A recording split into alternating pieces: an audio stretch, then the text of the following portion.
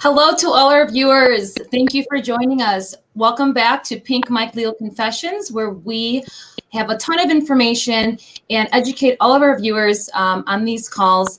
And I always just want to shout out to everyone who chimes in for those reminders, because we do have important stuff to talk about today. So as you know, I am attorney Stephanie Garces-Donay. I'm the attorney and principal attorney, founding partner, it's a mouthful, of Garces Law in Arlington Heights, Illinois, where we help parents protect their legacy and secure their future in the event of an unexpected absence. We also represent sellers and buyers in real estate transactions, in one of the most important transactions in your life.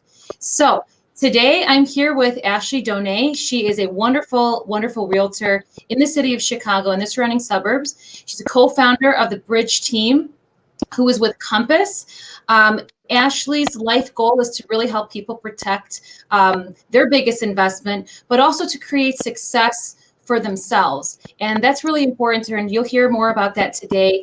While it may be a crazy time right now, when it comes to preparing or selling a property for top dollar, you want to get the right realtor in your corner to do this, because it's a return on your investment. So working with buyers to find them a dream home at their dream price is also she can help with. She's also been featured in the cover of the Chicago Real Producers of September of 2020. If you haven't checked it out, I recommend that you do. So Ashley, I'm so excited to have you today to dive into the topic of how do you sell your house for top dollar during a pandemic? Now, just as a background, for those of you watching today, homeownership is one of the core principles of the American dream. And as we go through life together, our needs and our wants change. We know this already. But this pandemic, I keep talking about this because it's so crazy. It has been so unpredictable, unexpected, and has changed our daily day-to-day lives. But the pandemic really created a situation where people are actually spending more time at home and spending money in places that they find value in. Working from home, homeschooling your children, not traveling to all the restaurants and all the fun places we used to go to nearly as enough as we used to, is really the changes that we've seen this year. So before we dive into our discussion, Ashley, you have a pretty impressive background. Would you mind sharing with the audience a little bit more about yourself so everyone gets to know you? Yeah, I'd love to. First off, thank you for having me, Stephanie. I greatly appreciate it. So I actually grew up out in Crystal Lake, northwest suburb of Chicago. For people that don't know it, I just tell them that it's practically Wisconsin. But then I went to DePaul University and have not left the city since. So I actually started off in real estate on the property management side. So I first started off in property management and then switched over to brokerage, and have been a broker now for 7.5 years. I am also the co-team lead of the Bridge team at Compass. So we have a team of about 20 agents. My partner Nathan and I had that team. Probably the best decision of my career, moving to Compass in the last 3 years. And the rest is, I guess, sort of history, as they say. Great. Well, great. I'm happy to hear that. And congratulations on your achievements. And we're going to talk a little bit more about kind of your tips on some of the viewers that are watching today. So thank you so much for sharing that, Ashley. I'm thrilled to have you with us. It really helps us get more information from someone that's actually out there in the field doing this type of work.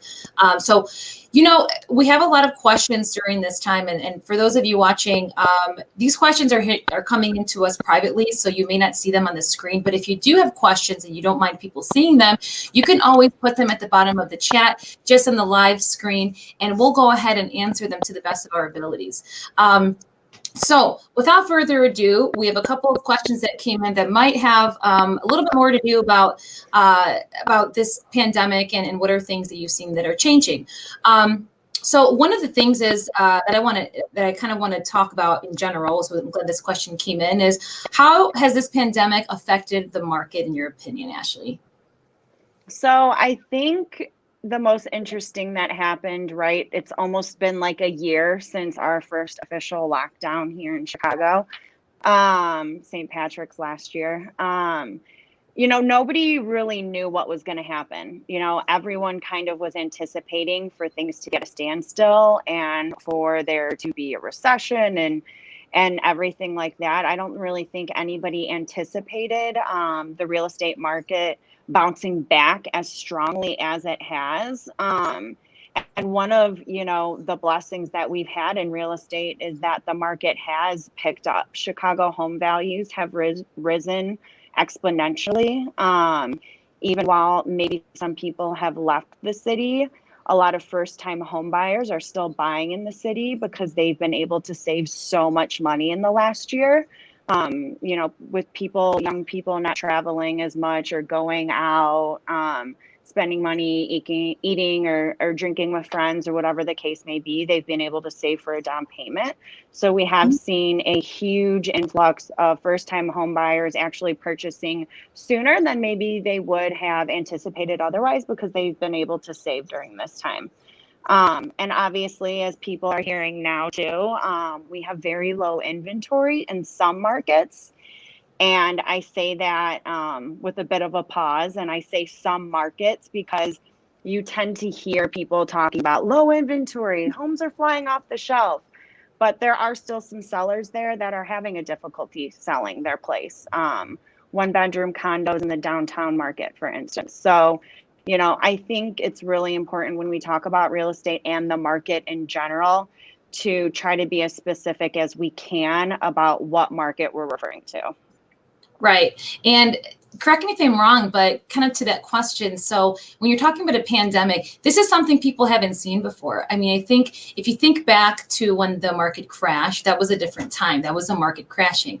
Now we're talking about literally some pandemic that just came out of nowhere and we didn't know about it. So what is like the biggest piece of advice that you give a seller, for example, that is having trouble? Because I know you mentioned that, and that's a great point, because I think just for the viewers, so in the real estate world, people will say, oh my gosh, everything is going fast, which is true to some extent. But you bring up a great point. What happens to those people that are struggling? Maybe they're at a higher price point. Maybe they're in an area where everyone else is pricing them out, so to speak. What is the best piece of advice you'd give someone who's struggling like that? So, the topic of today, how to sell your home for top dollar.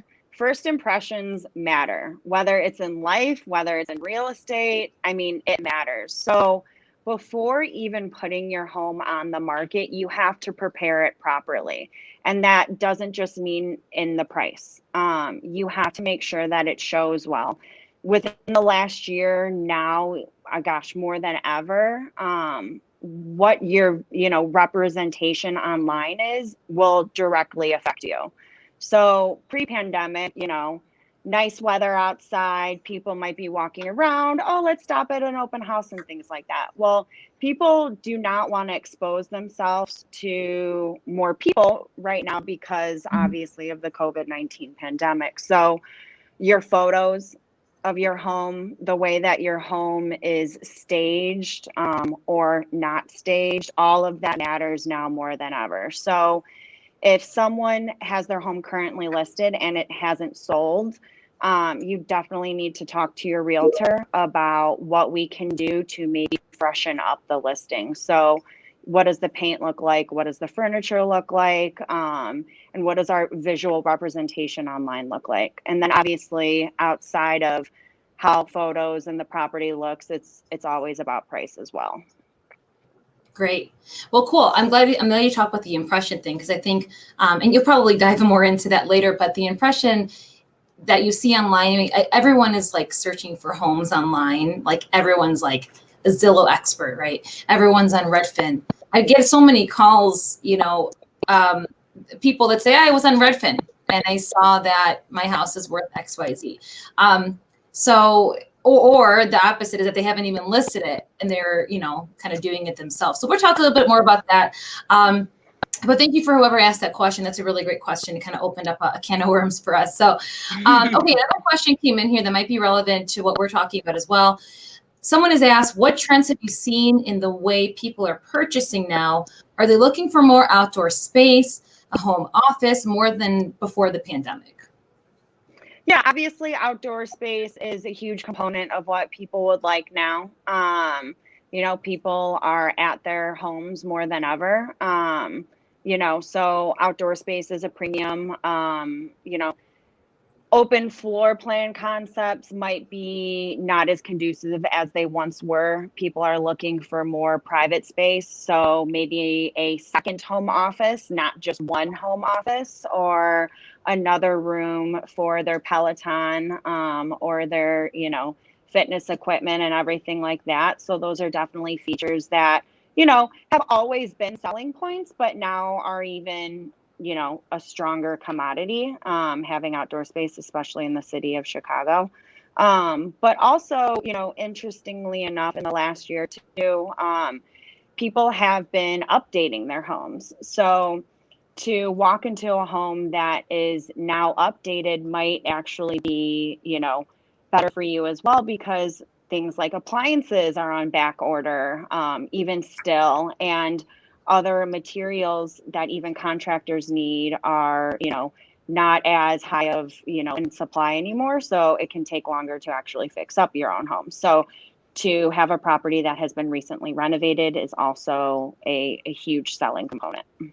Yeah, absolutely. And I was kind of laughing when you said on back order, because if any of the viewers, I mean, please comment and let me know. Have any of you guys been to Lowe's or like Home Depot? I mean, it is literally like it's like worse than a line of Portillo's. I mean, it's like you can't even go and try to get like something that's would have been in this store, especially if you're talking about an appliance, because they're back ordered. Like it's just not happening for you. So I know people have been going to like mom and pop shops to try to like figure that out if they can get something sooner. But if any of you guys are on doing some home projects, please comment and let us know, because I know I've had trouble. I mean, I couldn't even find like Gorilla Glue. No, I'm kidding. I don't need Gorilla Glue, but it was just an example. Things are really on back order. I have plenty of clients. I represent buyers and sellers in the transactions of their homes. So many times people will say, well, I really need to get this because it broke. And for example, I had a client whose fridge went out, and the buyer was going to come do the walkthrough, and which is the last opportunity the buyer gets to look at the house, make sure it's in acceptable condition to them. And we could not find anything. So we ended up giving them a credit, because out of a courtesy, but also because we couldn't find anything to replace that fridge. Everything was at back order for months. So this is really, really interesting that we talked about that. And it's interesting to hear about the outdoor space, because I feel like I'm thinking, when you said that, I was thinking of all our city folk that are out in their condos, or perhaps they're in places where there's not a ton of space. I mean, they must be itching to get out. I mean, I can just imagine, especially when you have a dog and a children and a guinea pig. You have everyone in there at the same time. Are you seeing a lot of that? Are people complaining like, I just can't live in this spot anymore, it's too tight? Or are you seeing that at all? Definitely. People definitely have experienced that. That's why we've seen so much movement in the entire country, in general. But we've also seen a rise in second homes. So I actually know quite a few people in the city that are still renting their apartment, but have actually purchased their second home, which is technically their first home, but in a vacation destination area. So maybe in Wisconsin or Michigan, because they love the city, they want to be a part of the city, but they would still also like to have a, weekend house to go to. So it's kind of an interesting thing that we've seen in Chicago, which, I love anytime anybody can buy a first property, whether that's here or elsewhere. It's definitely an exciting time for them. So. Yeah, absolutely. And another question came in while we were talking about this. Someone had asked, can you please explain what a buyer's market is and what a seller's market is, and what market do we have now in your professional opinion? Yeah, so a buyer's market is obviously where there is a ton of inventory, and buyers sort of have the upper hand. So they have a plethora of homes to choose from, and they do not feel pressure to buy any particular one because they have a vast amount of options. A seller's market is when there's obviously low inventory and much more buyers, which we're seeing, in many parts of the city and the surrounding suburbs right now, where there's just not a ton of inventory, but we have a ton of buyers. As I mentioned, first-time home buyers are buying sooner than maybe they ever anticipated. Interest rates are still at record lows, so more people are buying because of that as well. So, again, it totally depends on the market and where you are, but, nationwide and in Chicago and the surrounding suburbs, we are seeing a little bit more of a seller's market. Okay, great. Now, I'm sure you get these calls, Ash. I was just thinking about this as we're sitting here. But you know how when people call and say, well, I know what my house is worth. I checked it out on Redfin.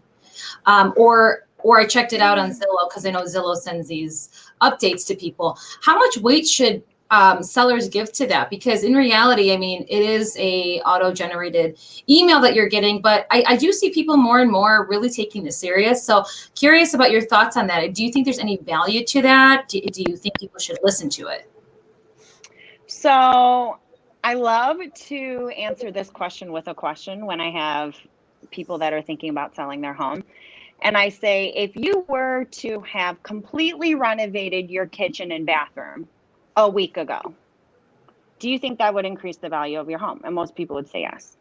Or, if there's a huge crack in your foundation that I just saw, do you think that would decrease the value in your home? And then what I ask them is, do you think Redfin or Zillow knows that if you just did that a week ago?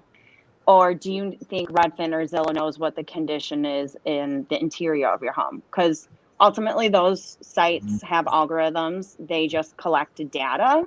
There's nothing like boots on the ground. And especially when a home's condition can greatly affect the price of a property, there's no way that a computer can be inside of someone's home and tell you that. So, those sites are just gathering from public records. So you have to take it with a grain of salt. I'm sure it's in a range, maybe a ballpark range. But Mm-hmm. when you are selling your most important investment, you don't need a ballpark range. You need to Right. know exactly what it's worth. And the only way that you can find that out is by hiring a realtor. Got it. Okay. And that is kind of the question. I think that's the value. I mean, what do you tell people that are saying, well, because I think somebody had asked this just a second ago, can I just do it myself? Can I just sell it and put it on the market, take some pictures, and post it on Zillow? What do you tell those people? I say you can. It would be like walking into, court without an attorney and hoping that you don't go to jail. But you don't want to just wish for the best sort of outcome, especially when your entire life savings could be wrapped up in that. So you can do whatever you want. It's your property. But if you want to sell your home for top dollar, minimize the time on market, and maximize your investment, you need to hire a professional to do so. Just as you would hire a professional to clean your teeth or provide you an x-ray or represent you in court. It's the same sort of situation. And I think more people need to take owning their real estate as importantly as they might address other areas of their life. Sure. Yeah, no, I love that. And then I don't know, correct me if I'm wrong. And for the person that asked this question, I swear there's a statistic out there that shows that if you were to sell your home on your own, you're more likely to, I don't want to say undersell it, but you may not be selling it for top dollar, which is exactly our theme today. But all jokes aside, I have heard this. I've heard like if you sue for sale by owner, you eliminate the realtor. Us attorneys, we handle those transactions, so there's nothing wrong with that. But there is still, I always tell my clients, I can't act as your realtor. So if you're going to be agreeing to things and purchase price, I can't advise you on that because I'm not a realtor. And so, have you heard this, Ash? Like, have you heard of people saying, if you sell your house by yourself, you may not be making as much? Have you ever heard that before?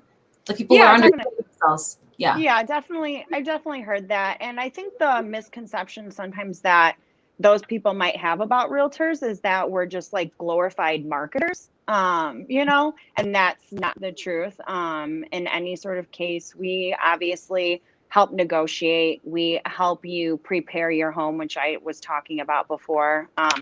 Compass actually has a really great program that I'll plug right now. So Compass has a program called Compass Concierge where they will actually provide the seller money up front for minor home renovations, painting, staging. It might be painting cabinets or redoing hardwood floors. They will pay for those up front, and then the seller just pays that back at closing. And so sometimes in a home, it could be something as simple as paint, that could even get you, you know, 5 to 10,000 extra dollars. So again, these are all the reasons why you hire a realtor, because if you're selling it for sale by owner, you don't have access to those types of programs. And then in addition to, you know, when you're selling your home, you want maximum exposure, and you get that through using a realtor, with the email blasts and our network of agents that we have as well. All of those things are super important. Okay, great. And so kind of going off of that, when you talk about updates, one of the questions that came in was about that. They're asking what kind of updates or upgrades should sellers be thinking about to get that top dollar and before listing it? Because I realize that has everything to do with influencing the outcome. So what are some things they can upgrade? And I guess specifically, we could talk about everyone from a condo to a townhome to a single family, because the viewers may be having different types of properties. So if you could help us answer that. Yep. Well, it's always important, obviously, before you do anything to your home, that you really understand what your budget is, because you don't want to spend more money than you have. Right. So the first things, and it's always one of the easiest, and somewhat depending on how large your home is painting. So, you know, I'll give you a perfect example. I have a home that's listed out in the suburbs. And prior to listing the home, I looked at every single home that had sold in this suburb in the last 2 years. And every single one of them had white trim. This home that we were getting ready to prepare did not.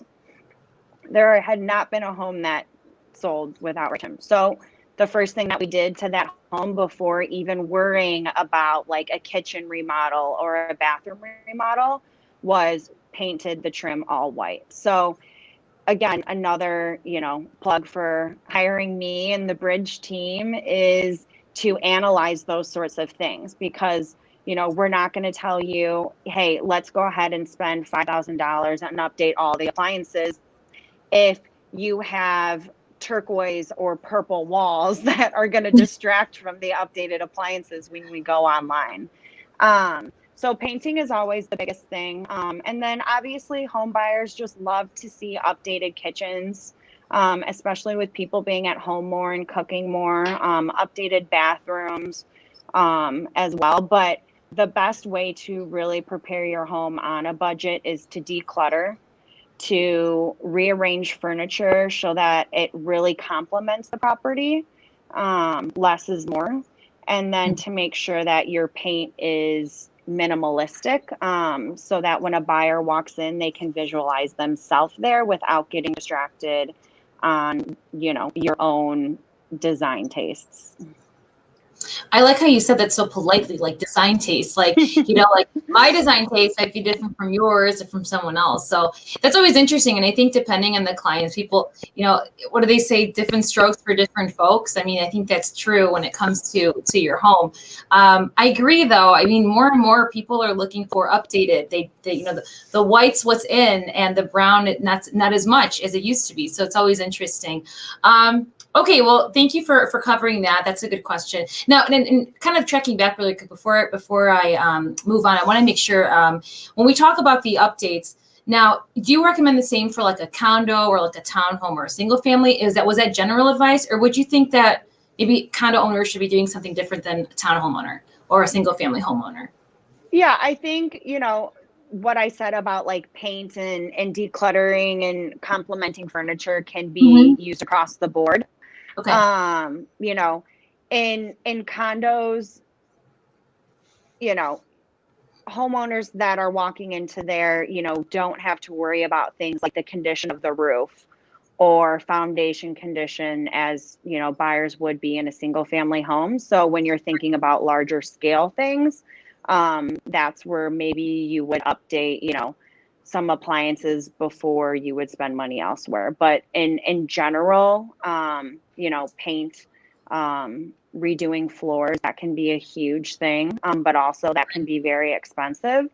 And also you need to take into consideration, you know, are you living in the home at the same time that all of this is going on? So a lot of the times, if it's just not conducive to have work done on your property while you're living there to get it ready to list, then we can also offer buyers credit, like a credit for painting or a credit to refinish floors or a credit to appliances, depending on the negotiated price, obviously, of the contract.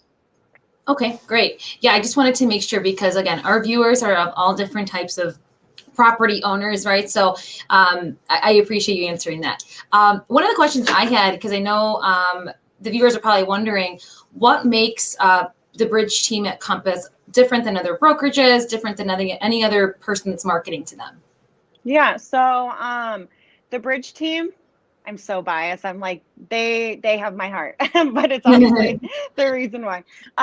So we have 20 agents on the team, and the most special thing about our team, there are two different things. So one, we have 20 agents on the team. They are all in charge of their own book of business, and they all work with their own clientele.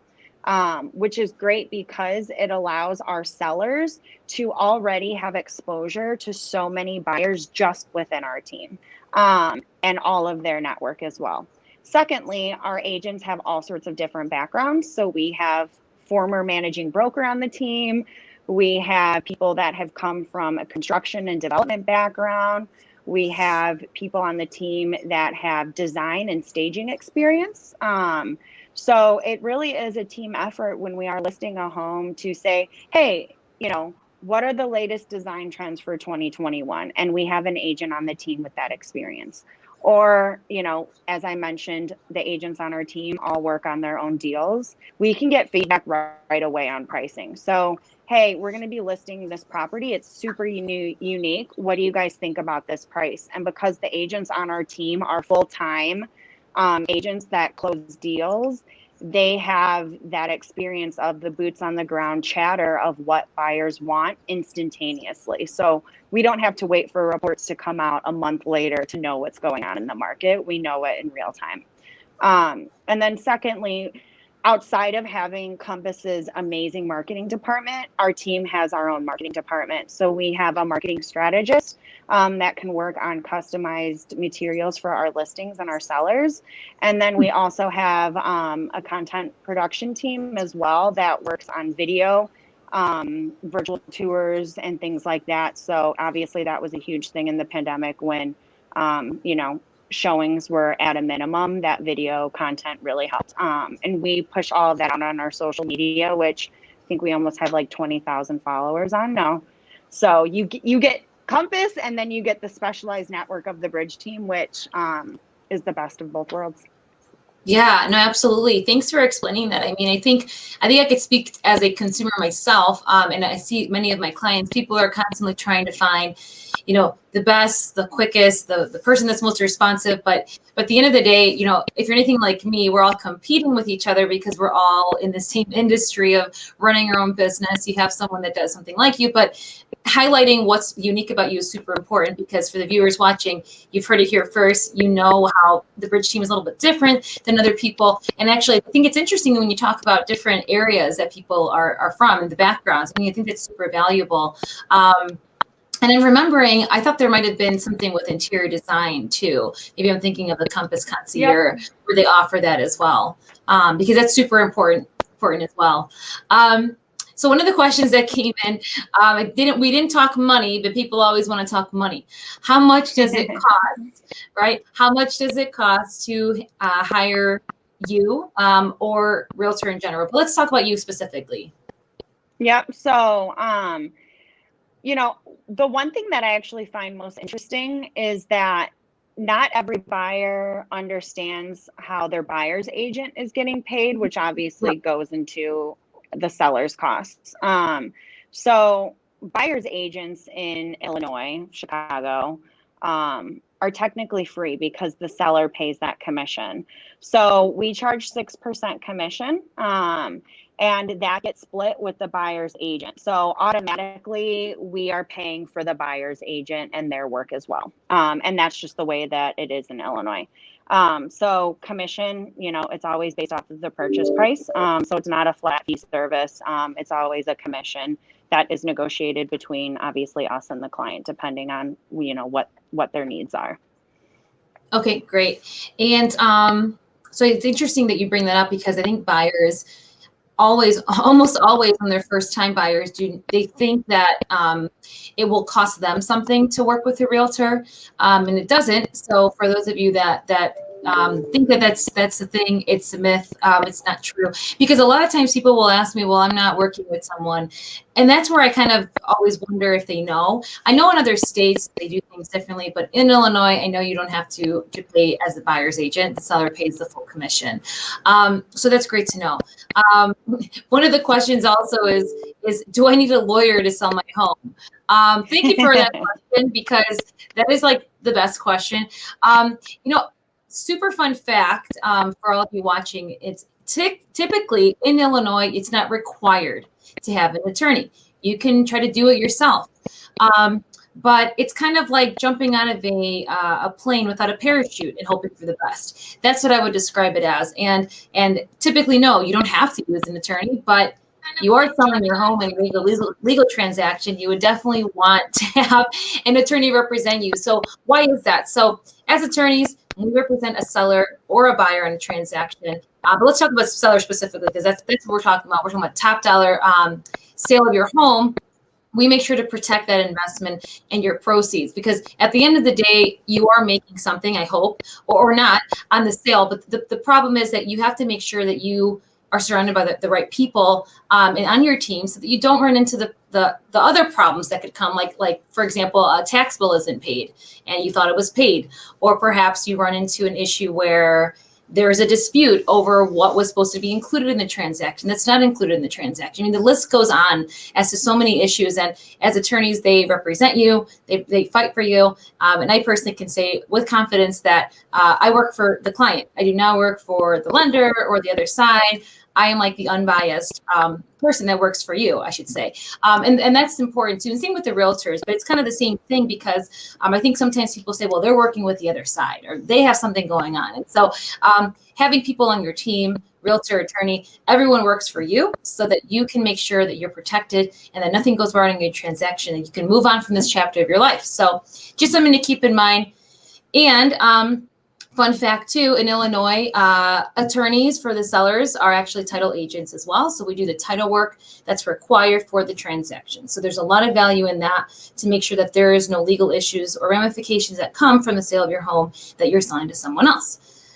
Again, wouldn't highly recommend doing it if you are not an attorney, but you can always call me directly and I can help you with that. Consultations are free, and they're in Spanish or in English, and you can always text us at the number you see down here.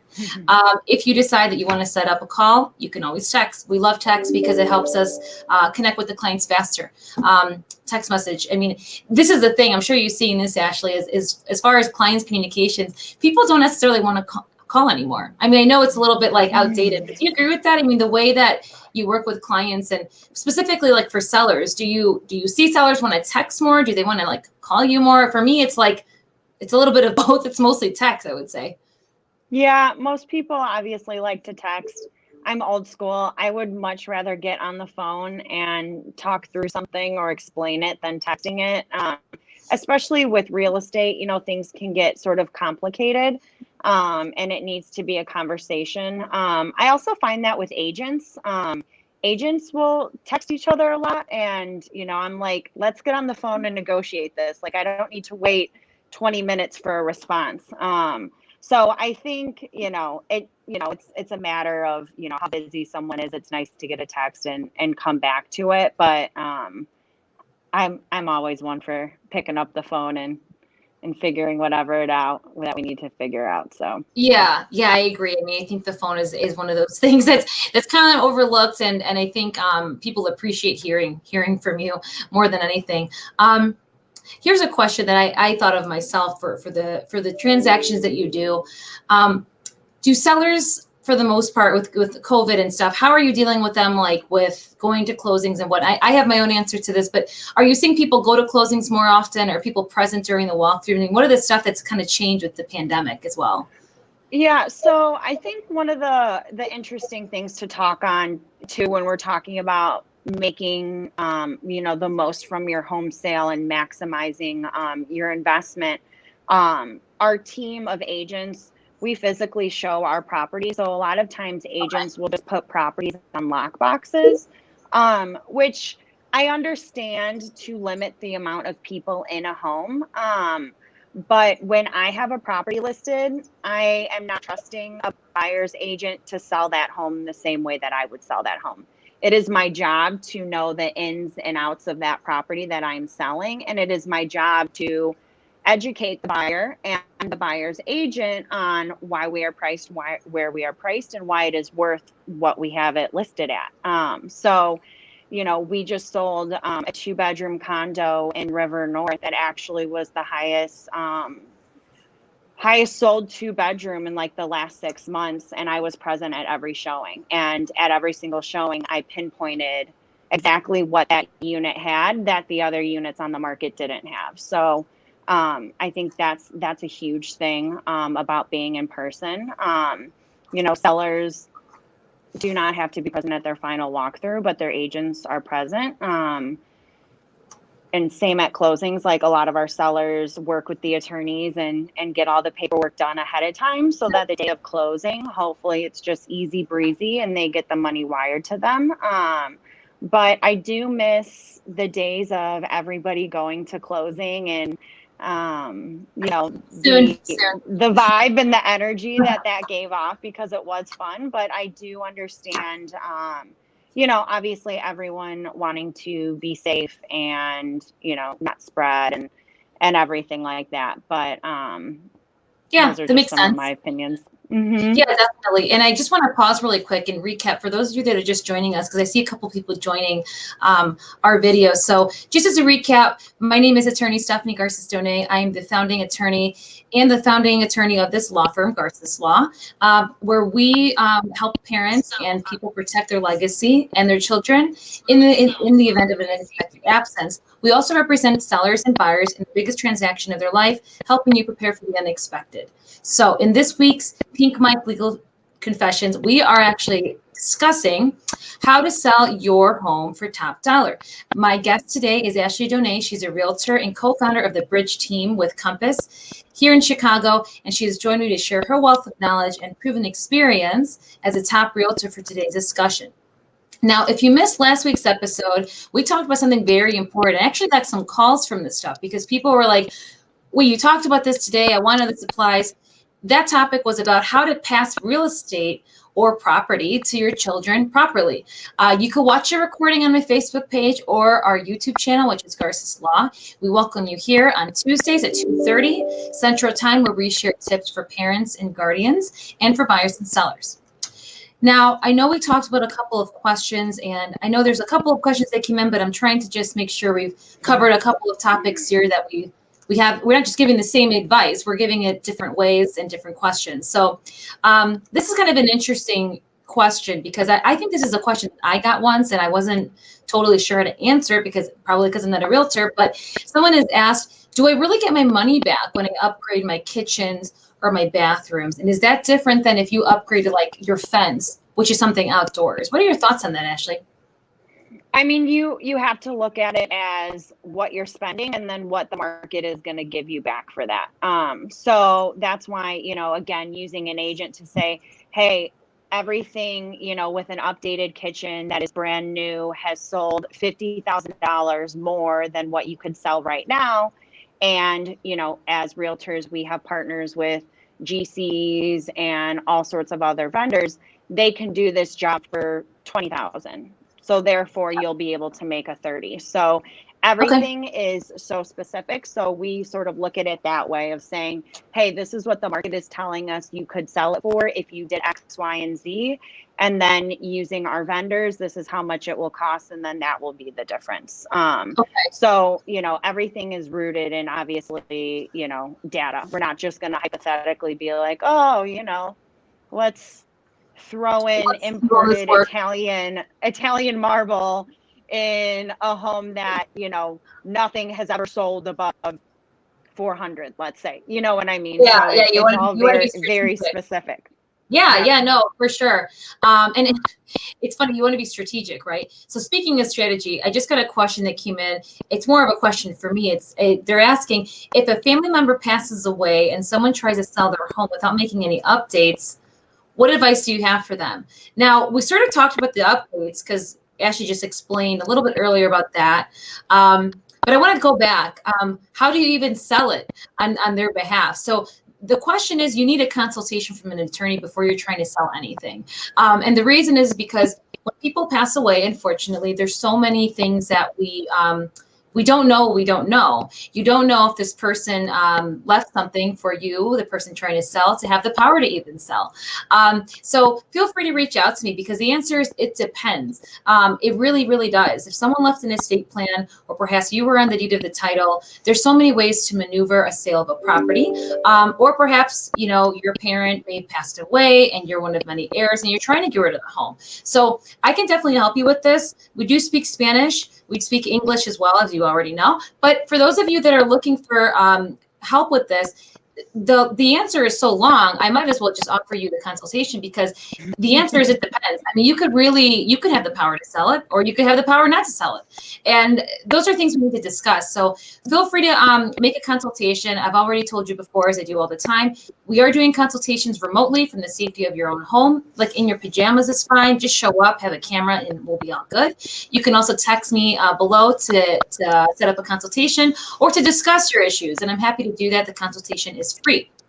So I know that we talked a little bit about upgrades, but does that I don't know if that answers the questions from the legal standpoint, perhaps, but so they did ask about updates if you're not the person that owns it. Do you have any thoughts on Yeah, that? I think it brings up selling a property as is. Yeah. So obviously, if you are selling a property that was not yours, or, was a family member's that has passed, that has been, very outdated, and, with using us, Encompass Concierge, we oversee any sort of upgrades that are happening to the home. So we will be there with GCs, we will pick out material. So that is something that if the seller wants completely out of sight, out of mind, we will handle for them. But sometimes, maybe that just isn't for you. Maybe you don't want to do any updates. Like, let's just get this on the market. Let's just get this sold, and it is what it is. Then that's probably, and you probably, I'm assuming, have seen more of this, Stephanie, with it being a seller's market, is people buying property as is. And so, that's where even from the beginning, we market the home as is. I always think it's really important as a realtor, when you are selling a property as is, that if there are major issues in the home, that you have a conversation with a buyer's agent and the buyer about those issues, to try to prevent a buyer from going under contract and then backing out over something that was very apparent. So that's where we will say, hey, look, this property has not been touched. There are some, let's say, foundation issues, or there are some roof issues. These are going to come up. Please put in writing that your buyer is aware of this, because we don't want anybody backing out after inspection because of these issues. So that's where I think honesty and being upfront as a seller's agent is really important, to minimize any sort of arguments later on after going under contract, and then even having to potentially relist. And it makes my job easier. No, I'm kidding. No, but I'm the troubleshooter. People come to me when they do that sort of thing. So, well, thank you for kind of recapping that a little bit too. In another light with the as is, which is, I think, is a whole other conversation in itself, but still a good question. So thank you for whoever asked that. That was very, very helpful. So Ashley, where can everyone contact you if they're looking to contact and connect?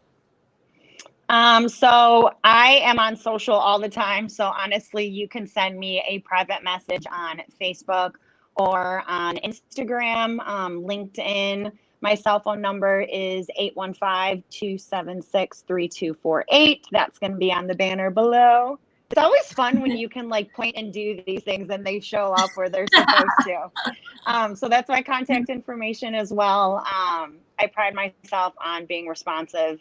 I guess my 2021 goal is to have more personal time, but I love what I do. So, yeah, just send me a message and we can talk. I know Stephanie, you had mentioned doing virtual consultations. During this time, I have also done like Zoom video tours with sellers. So obviously, if you're interested in getting a pricing analysis of what your home is worth, it's very important that I see what your home looks like. So we can also do that on video as well. Great. Well, thank you so much. It was fascinating. I had no idea that that was even possible. Probably because I've never had anyone comment on it. So thank you for sharing that. I'm sure that the viewers are very thankful for all the knowledge that you gave us today. And thank you all the viewers for your questions and for always watching and supporting Pink Mike Legal Confessions. I'm always so grateful to be able to speak to everyone and really educate the public on things that they should be thinking about, things that they did. I always say, I hope you learned something by the end of this video that you didn't know when you started. That to me is an achievement. So thank you for all of you. And like anything in life, creating a legacy, protecting it, in your investments in real estate is well worth it. So make sure you do not stop to think about this and actually start the discussion now with a professional like Ashley or myself, because we are able to help you. And again, free consultation. So take advantage while you can. We would love to speak to you if you have any questions about anything that we discussed. So for all our viewers, I invite you to come back here next week for Pink Mike Legal Confessions. Same mic, same person, maybe a different guest, but you can always check it out. I don't want to spoil it because you have to actually tune in to see who it is. But I do invite your friends and family to tune in. Like I said, it is such an honor for me being able to speak with everyone. They usually do contact me after, so feel free, do not be shy. Contact us with any questions. Like I said, number is right here. But anyway, you guys can always text and call, and I hope you guys have a wonderful weekend. Thank you so much for watching us, and we will see you next time. Stay well. Thank you.